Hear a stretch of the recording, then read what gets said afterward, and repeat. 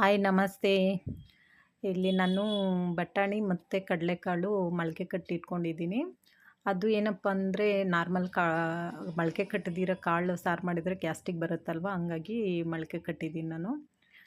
ಇದು ಮಸಾಲೆ ಇಡ್ತಾಯಿದ್ದೀನಿ ಇವತ್ತು ನಾನು. ನೋಡೋಣ ಬನ್ನಿ ಹೆಂಗೆ ಮಾಡ್ತೀನಿ ಅಂತೇಳ್ಬಿಟ್ಟು. ಈರುಳ್ಳಿ, ಬೆಳ್ಳುಳ್ಳಿ, ಕೊತ್ತಂಬರಿ ಸೊಪ್ಪು, ಒಂದು ಟೊಮೆಟೊ, ಒಂಚೂರು ಶುಂಠಿ ಹಾಕ್ಕೊಂಡಿದ್ದೀನಿ ಮಸಾಲೆಗೆ. ಅದರ ಜೊತೆಗೆ ಖಾರದ ಪುಡಿ, ಧನಿಯಾ ಪುಡಿ 1 ಸ್ಪೂನು, ಸಾಂಬಾರು ಪುಡಿ ಅರ್ಧ ಸ್ಪೂನು, ಅರಿಶಿಣ, ಚಕ್ಕೆ, ಲವಂಗ ಇಷ್ಟು ಹಾಕಿ ಸ್ವಲ್ಪ ಕಾಳು ಬೆಂದಿರೋದನ್ನು ಹಾಕ್ಕೊಂಡು ರುಬ್ಕೊತಾ ಇದ್ದೀನಿ.